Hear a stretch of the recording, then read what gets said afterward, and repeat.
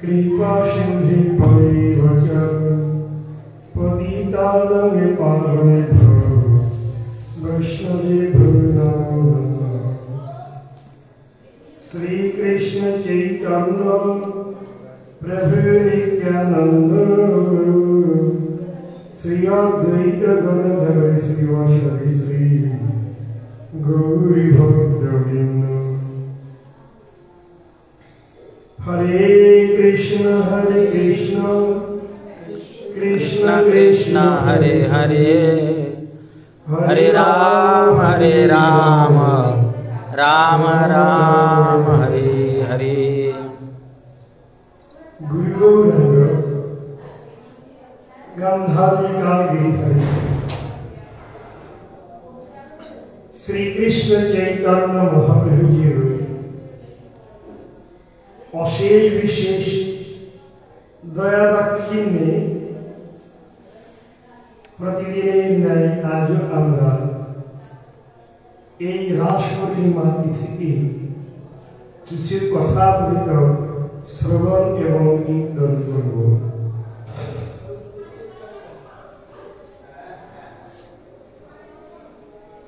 অনেক ব্যক্তি হয়তো মনে করেন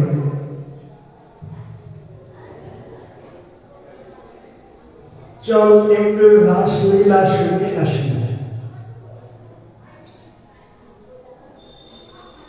তার মানে শুনেছি ভগবান শ্রী রাধা কৃষ্ণের রাস সর্বোত্তমোত্তম,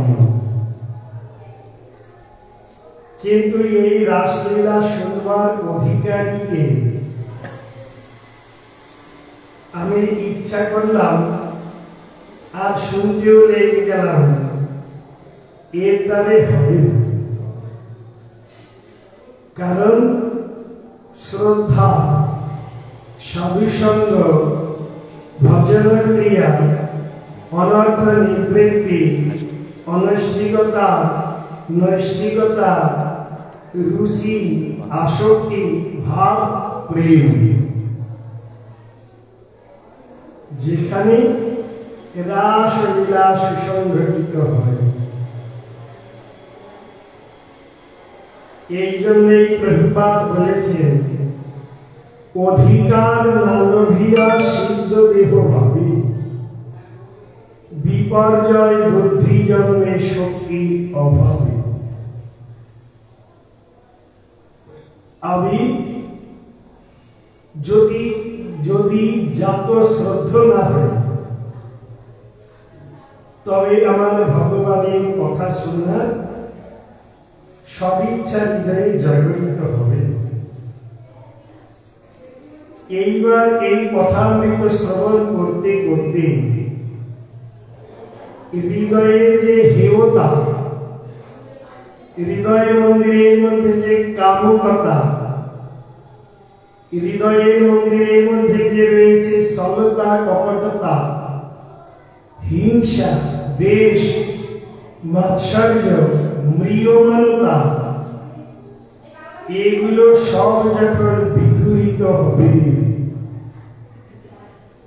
তখন সেই ব্যক্তি ভগবানের শ্রবণ কীর্তন স্মরণের অধিকারী হবেন।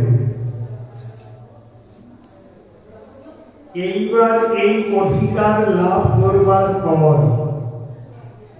ভগবানের বীর, বিভৎস, করুণ, রুদ্র, ভয়ানক, হাস্য, লাস্য, অদ্ভুত, এই সাতটি গৌণ রস, এ বাদে শান্ত, দাস্য, সূক্ষ্ম, বাৎসল্য, মধুর,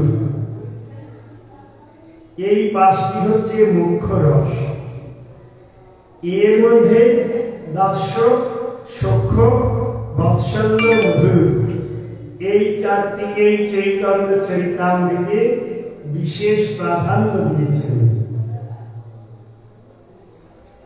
চারটি রসের মধ্যে আবার সর্বোত্তমোত্তম রস হচ্ছে মধুর রস, অর্থাৎ শৃঙ্গার রস। যে রস আস্বাদনে ব্রতী একমাত্র ব্রজগোপীগণ, যেখানে শান্ত অপেক্ষা দাস্য, দাস্য অপেক্ষা সখ্য, সখ্য অপেক্ষা বাৎসল্য, বাৎসল্য অপেক্ষা মধুরের লালিত্য এবং মাধুর্যকে বর্ণন করেছিলেন। এবার এই যে রাসলীলা, আমরা প্রতিদিন প্রধানমন্ত্রী কি বলি? রাস রসারোহী বংশীবটস্থিত কর্ষণ রেণ শবে গোপী গোপীনাথ।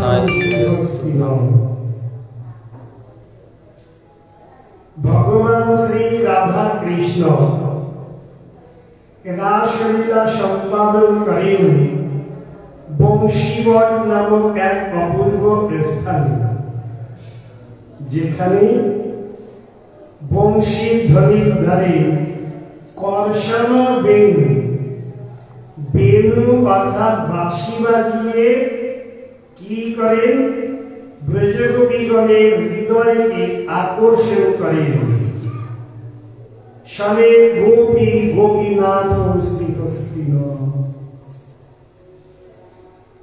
কর্ষণ বেণু যখনই বাঁশির সিদ্ধতে ওষ্ঠ স্পর্শ করত, চুম্বন করেন, তখন ওই বংশী থেকে 56 প্রকারের রাগ রাগিনী তার থেকে নিনাদিত হয়। তার দ্বারা যে যে ব্রজগোপীগণকে ভগবান কৃষ্ণ আকর্ষণ করবেন, সেই ব্রজগোপীগণেরই কর্ণগোচরীভূত হবে ওই বংশীর ধ্বনি। আর বংশীর ধ্বনি শ্রবণ মাত্রই কি করেন? বলছেন তন মন সব শঙ্খবিস্মিত, শঙ্খবিত হয়। কেন? ভগবান কৃষ্ণের যে বংশীর ধ্বনি ত্রিজগৎ মনুষ্যাকর্ষী মুরলী কনকূজিত। ভগবান কৃষ্ণের বাঁশির ধ্বনির এমনই মহিমা ত্রিজগৎকে আকর্ষণ করে।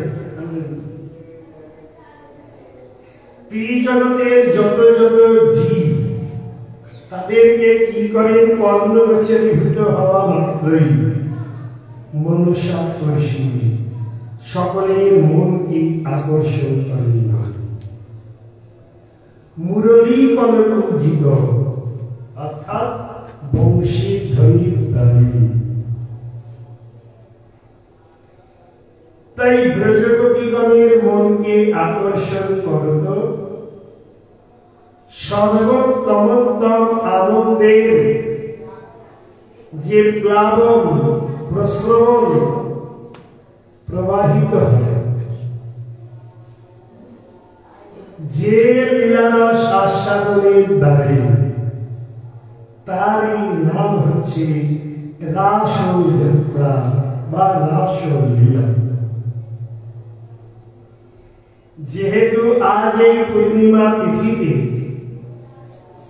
ভগবান শ্রী রাধা কৃষ্ণ এই সর্বোত্তমোত্তম লীলা রাসলীলাকে সম্পাদন করেছিলেন বলে এই পূর্ণিমার নাম হল রাস পূর্ণিমা। এখন ব্রজগোপীগণ, গোপী, গো মানে ইন্দ্রিয়,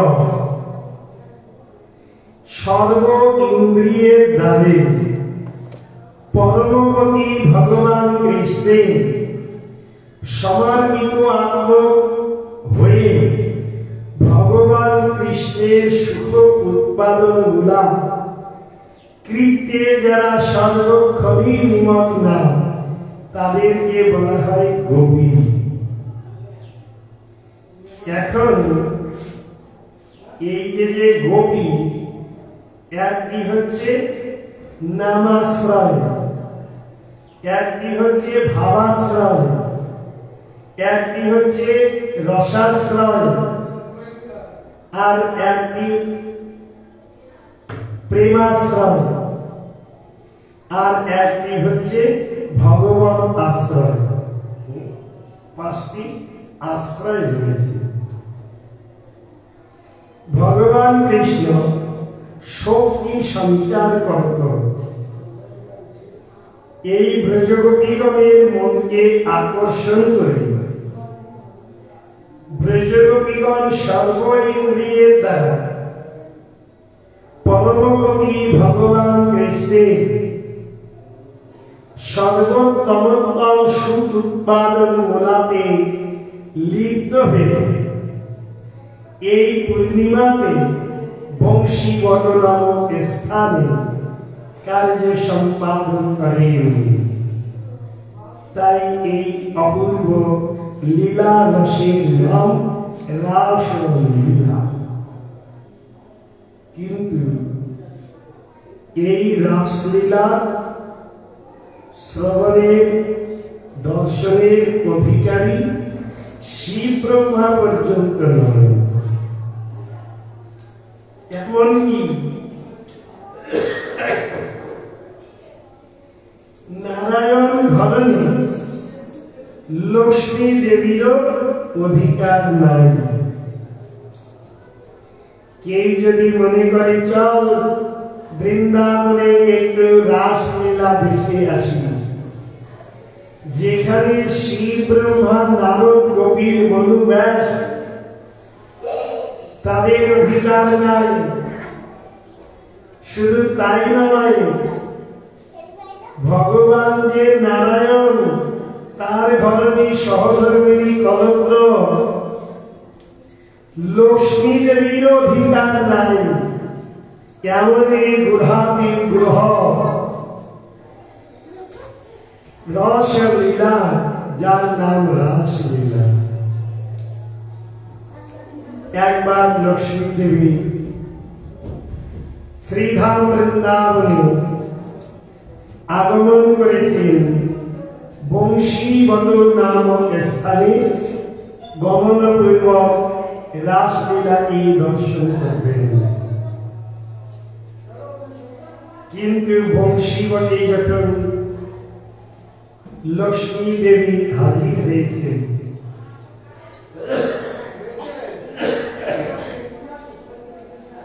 তখন দ্বার প্রান্তে উপনীতা বৃন্দা দেবী বলছেন, দেখো লক্ষ্মী, তুমি যদি এই লীলাকে অংশগ্রহণ করতে চাও তবে তোমাকে এই ব্রজ রজত দ্বারা তোমাকে লেপন করতে হবে, সর্বাঙ্গে ব্রজ ধূলিকে লাগাতে হবে, আর একটি কাজ করতে হবে। এই যে ব্রজ বৃন্দাবন, সেখানে প্রবাহমানা যমুনা দেবী, তাতে তোমাকে স্নান করতে হবে। আর এই ব্রজ ললনাগণ তারা তোমাকে সুন্দর করে শৃঙ্গার করে ব্রজ গোপিনীর যে বেশ, এই বেশভূষাকে সুন্দর করে পরিয়ে দেবে। লক্ষ্মী দেবী বলছে, বাবা, আমি অনন্ত জগতের অনন্ত ঐশ্বর্যের যে মালিক নারায়ণ, তার সহধর্মিণী লক্ষ্মী, আমি হচ্ছে ধনের অধিষ্ঠাত্রী দেবী, আর আমাকে এই ব্রজ রজত দ্বারা অভিষিক্ত হতে হবে, ধূলি লাগাতে হবে, তবেই রাসে প্রবেশ হবে। রাস যখন কারো কোনো যোগ্যতা এসে যায়, তখন ওর পিছনে পিছনে একটি অহংকার কাজ করে। ওই অহংকারটাই হচ্ছে পতনের মূল। কোন ধরনের অভিমান যদি এসে যায়, ভগবান আমাকে স্বীকার করবেন না। জগতের লোক মহারাজ বলবেন, দাদা বলবে, পরোপকারী বান্ধব বলবে, কিন্তু ভগবান আমাকে স্বীকার করবে। কি করেছেন? লক্ষ্মী দেবী হৃদয়ে একটি ভাব নিলেন, আমি আমার এই ব্রজ ধুলি রোজ লাগাবো। যমুনা পার হয়ে বিল্লবন বেল বনে চুপচাপ বসে তপস্যা করতে লাগলেন। আমি কৃষ্ণকে সন্তুষ্ট করে আমি রাসলীলার অংশীদারিণী হয়ে রাসলীলাকে দর্শন করব। আজ লক্ষ্মী দেবী তপস্যা করছেন, রাসলীলাতে অংশগ্রহণ হয়নি। এই জন্য যেখানে নারায়ণ ধরনের লক্ষ্মী দেবীর প্রবেশ অধিকার নেই, আর সেই রাস পূর্ণিমাতে আমি যদি নিজেকে অধিকারী জ্ঞান করে চলো রাসলীলা দেখব করব, তাইলে অন্যায় হবে।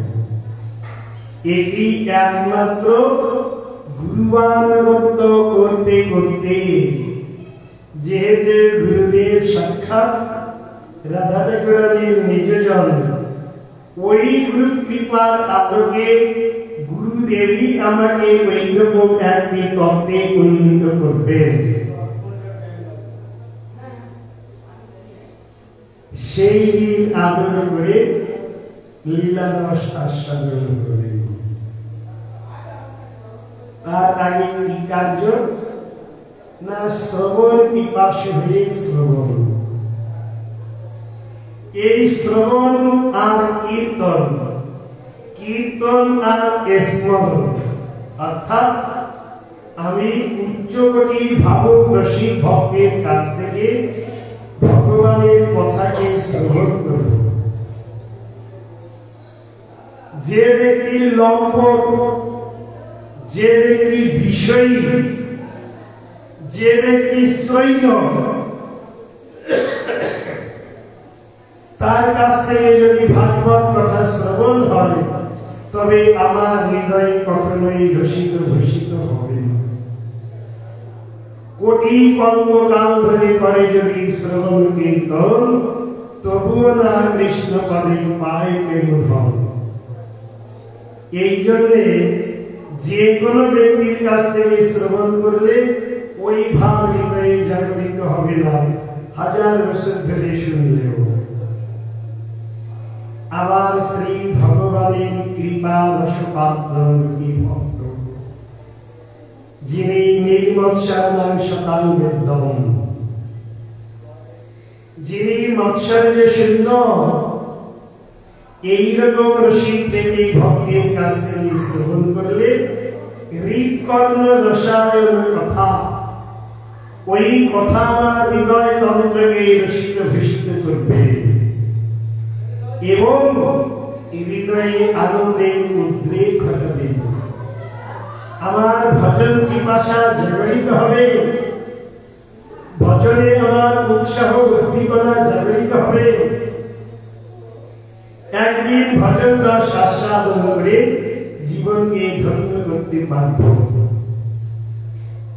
এই জন্য আজ এই রাস পূর্ণিমার তিথিতে ভগবানের কাছে প্রার্থনা করব, হে ভগবান, তোমার এই যে নিজজন আপ্ত ভক্ত, তোমার প্রেমিক রসিক রসিক ভক্ত, যিনি আগল ভক্ত মহাভাগবত শ্রী গুরুদেব, সেই গুরুবানুগত্য যেন আমি স্বীকার করতে পারি। গুরুমুখ পদ্ম বাক্য চিত্তেতে করিয়া ঐক্য, আর না করিয়া মনে আশা। ওই গুরু কৃপার আলোকেই ভগবত কৃপা লাভ হবে। যস্যু প্রসাদা ভগবত প্রসাদ। আর যদি গুরু কৃপা আমার হৃদয়ে জাগরিত হয়, তবে ভগবানের বৃক্ষ আমি লাভ করে জীবনকে ধন্য করতে পারব। তখন ওই রাসলীলা আমাদের হৃদয় হবে, একদিন আমাদের মরণ পথিক হবে। তখনই প্রকৃতপক্ষে রাস ও মহোৎসব আস্বাদনে ব্রতী হয়ে জীবনকে ধন্য করতে পারব। তাই গৌরহরি রাধা আনন্দ কিশোরীর চরণে বারংবার প্রার্থনা করব, প্রভু আমাদের উপর তোমার দয়াবাড়ি সিঞ্চিত হোক, যেন আমিও কৃপালাভে ব্রতী হয়ে জীবনকে ধন্য করতে পারি। হে গৌরহরি, হে রাধা আনন্দ কিশোর, তোমার জয় হোক, জয় হোক, জয় হোক। বাঞ্ছা কল্পকারী বৎস কৃপা সিন্ধি ভগেব চ পতিতানাং পাবনেভ্যো বৈষ্ণবেভ্যো নমো নমঃ। হরে কৃষ্ণ হরে কৃষ্ণ কৃষ্ণ কৃষ্ণ হরে হরে, হরে রাম রাম রাম হরে হরে। নিতাই গৌর প্রেমানন্দে গৌর হরি। জয় জয় শ্রী রাধে